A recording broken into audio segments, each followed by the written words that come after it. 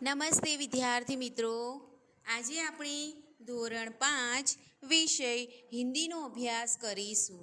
તો દરેક વિદ્યાર્થી મિત્રો પોતાનું પાઠ્યપુસ્તક પોતાની પાસે રાખશે. પાના નંબર 28 કાઢો, જેની ઉપર ગયા વિડીયોની અંદર આપણે પાંચમું પ્રકરણ જે છે ચિડિયાઘર કિસે પ્રાણી સંગ્રહાલયની અંદર ગીતા અને એના દાદાજી એની સફર કરે છે અને ત્યાં વિવિધ પ્રાણીઓને જુએ છે, બરાબર. અને છેલ્લે બસ પકડીને ઘરે જાય છે, આઈસ્ક્રીમ ખાય છે, બરાબર. એ જોયું હતું. મેં તમને હોમવર્કમાં શબ્દાર્થ લખવાનું કહ્યું હતું અને અભ્યાસના પ્રશ્નોના જવાબ લખવાના કહ્યા હતા, બરાબર. તો થઈ ગયો અભ્યાસ દરેકને. નોટબુકની અંદર ધોરણ 5 વિષય હિન્દીનું 5મા પ્રકરણનું અભ્યાસ તમારે હોમવર્કમાં કરવાનું હતું. તો થઈ ગયું છે ને દરેકને? ઓકે.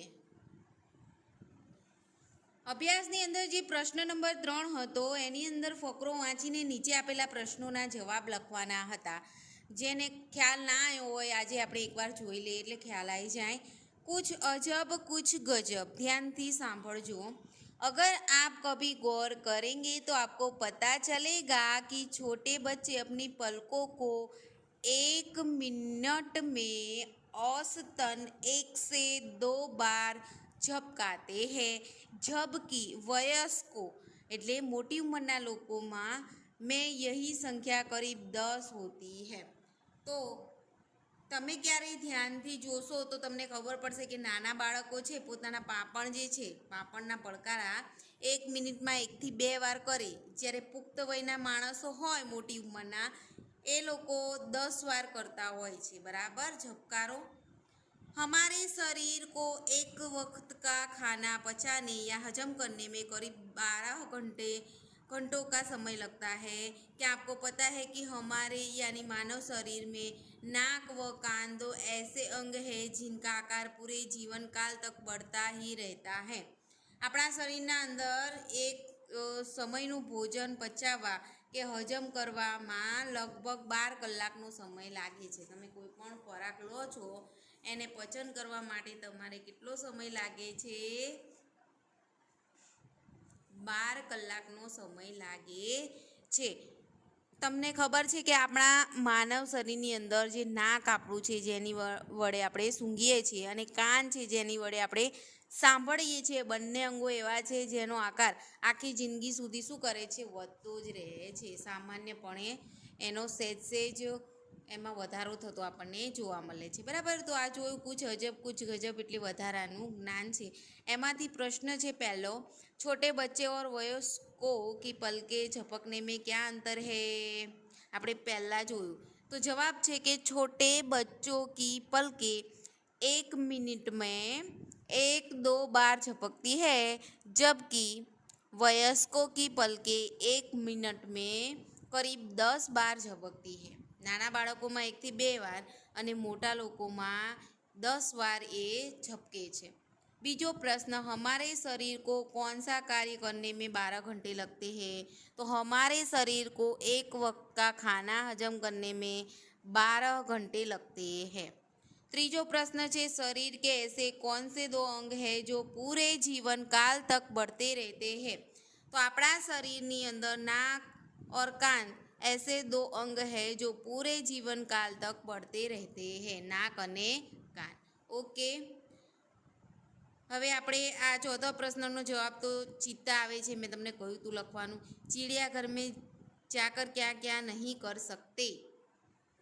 આની અંદર ચિત્તા અને હવા પણ બંને લખી શકો છો કે આપણે એવું પણ કહી શકીએ કે તેજ ચાલ ચલને વાલે હવા કી ચાલ ચલ રહે હે, બરાબર, ઓર ચિત્તે કી ચાલ ચલ રહે. તો આ પણ આવશે ને આ પણ આવશે. अब 5मो प्रश्न, चिड़ियाघर में जाकर क्या क्या नहीं करना चाहिए? तो चिड़ियाघर में पिंजरे के नज़दीक नहीं जाना चाहिए, बराबर.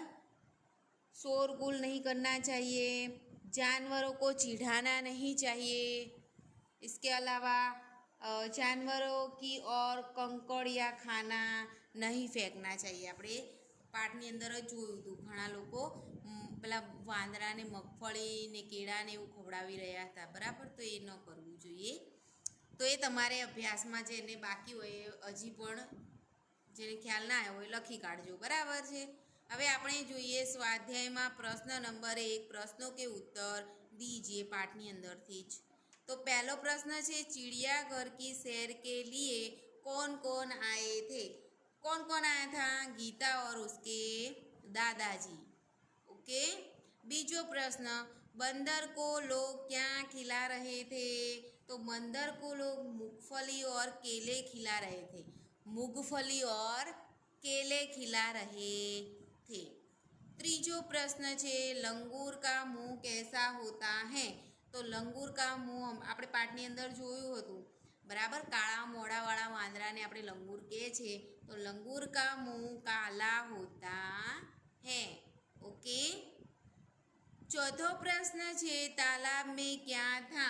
तो तालाब में रंग बेरंगी मछलियाँ और बतख थी. रंग बेरंगी मछलियाँ और बतख थी. पांचमो प्रश्न, गीता ने किसे पत्थर बताया?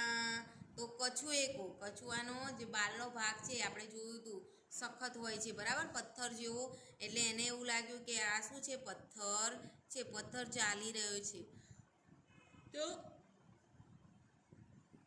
गीता ने कछुए को पत्थर बताया था. छठू, कछुए का रक्षक क्या है? एनो जे पत्थर जो ऊपरलो भाग છે तो एने ये उसका आवरण है. क्या है? कछुए का रक्षक उसका आवरण है. विदेशी पक्षी का नाम क्या था? कौन कैसे? कातुआ. क्या नाम था? कातुआ. विदेशी पक्षी का नाम कातुआ था. सबसे बड़े पक्षी का नाम शुतुरमुर्ग है. क्या है?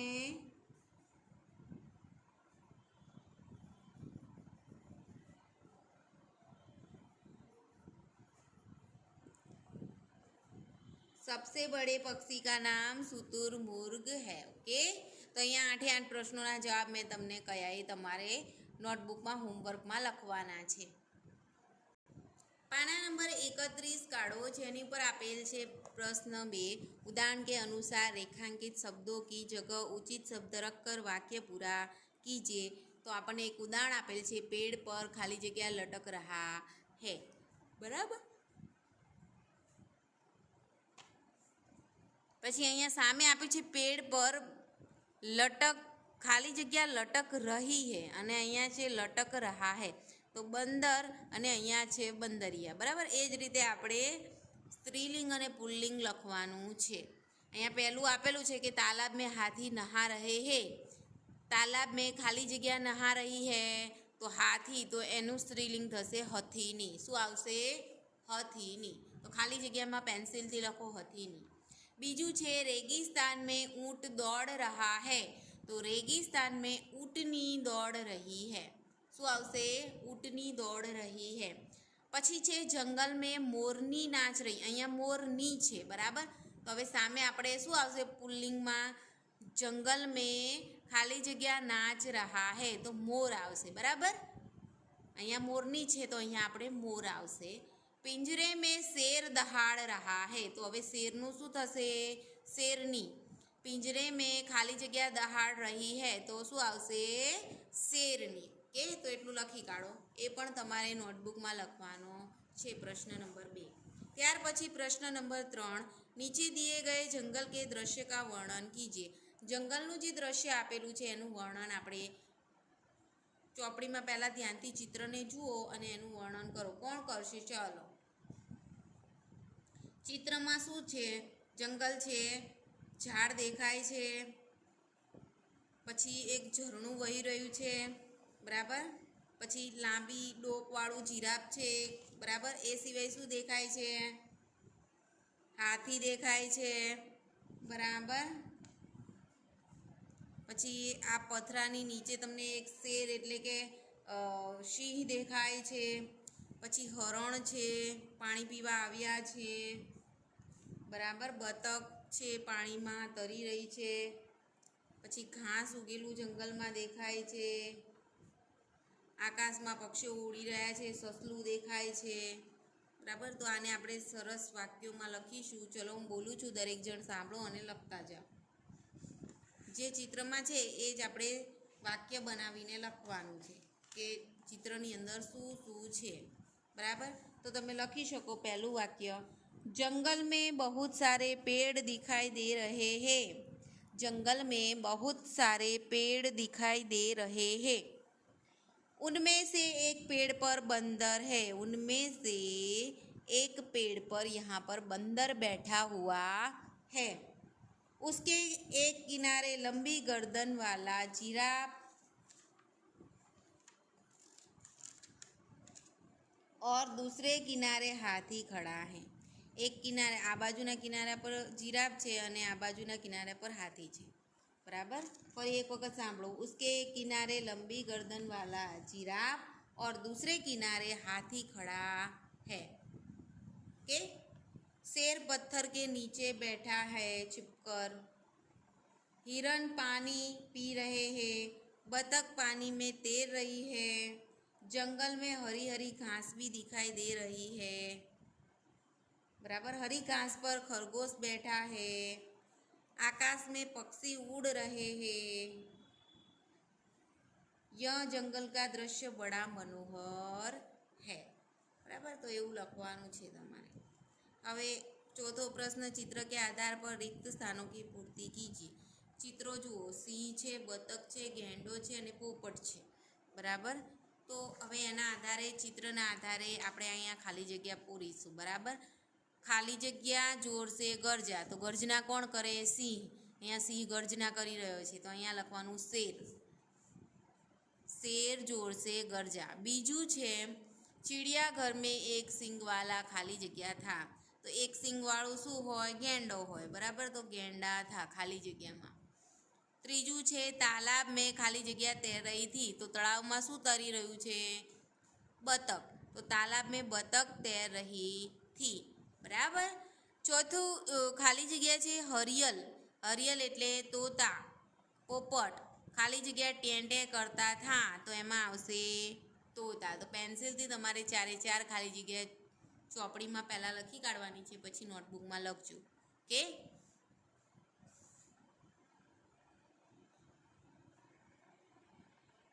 पाना नंबर 32 काढ़ो. चित्र पहचान कर आयत में से उसका हिंदी नाम ढूंढकर लिखिए, बराबर. અહીંયા આપણને બોક્સ આપેલું છે, આ સામે ચિત્ર આપેલા છે. તો ચિત્રની સામે એનો સાચો નામ છે જે હિન્દીમાં, એ આપણે આ બોક્સમાંથી શોધવાનું અને અહીંયા ખાલી જગ્યામાં લખવાનું, બરાબર. આ પહેલું ચિત્ર શેનું છે? સિંહનું, શેરનું. તો અહીંયા શું આવશે? શોધીને લખવાનું શેર. તો અહીંયા આવશે શેર. પછી આ બીજું ચિત્ર શેનું છે? મગફળી, સિંગનું. તો અહીંયા આપણે એને કહેવાય મૂંગફલી. તો અહીંયા ખાલી જગ્યામાં ચિત્રની સામે લખો મૂંગફલી. પછી આ ચિત્ર શેનું છે? કેળાનું. તો અહીંયા સામે લખો કેલા. પછી આ ચિત્ર શેનું છે? ગેંડા. તો અહીં સામે આપણે ગેંડા લખીશું. પછી છે આ ભાલુનું ચિત્ર છે, બરાબર. તો અહીંયા આપણે લખીશું ભાલુ.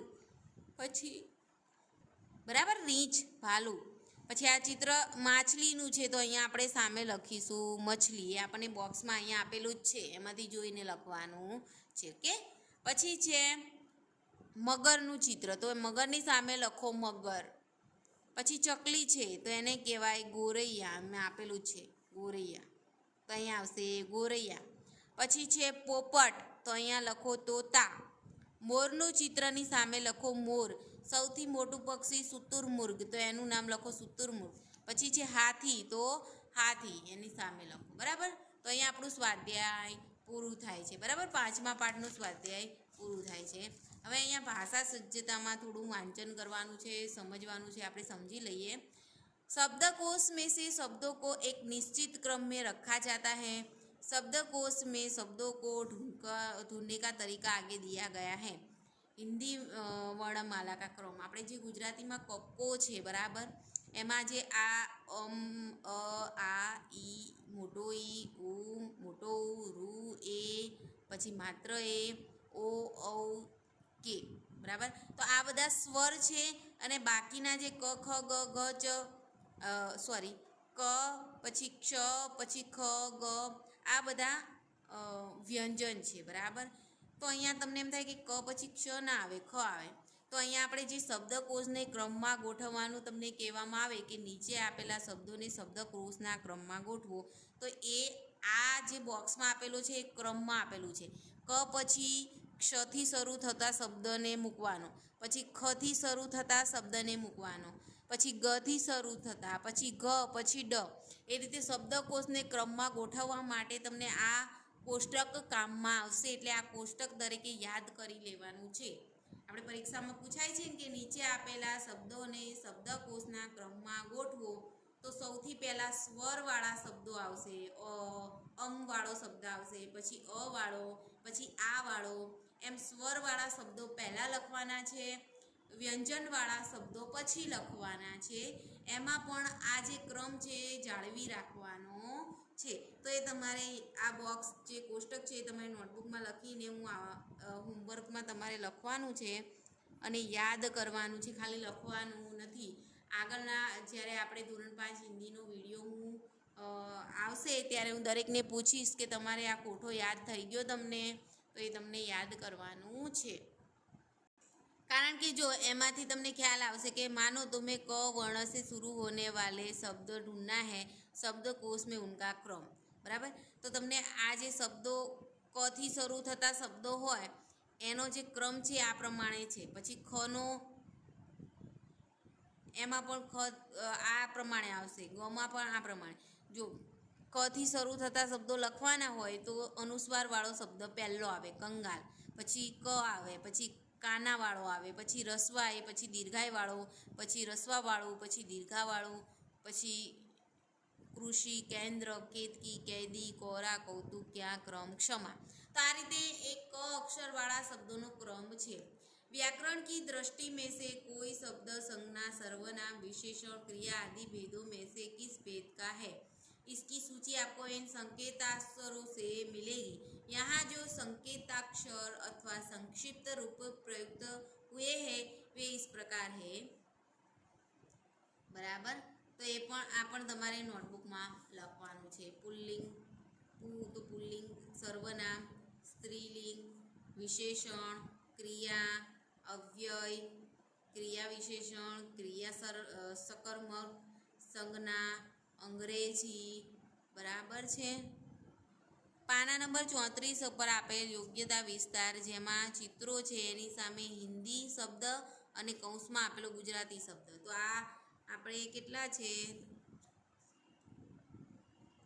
15 हिंदी एनी सामे गुजराती में तमारे नोटबुक में होमवर्क में लखवानुं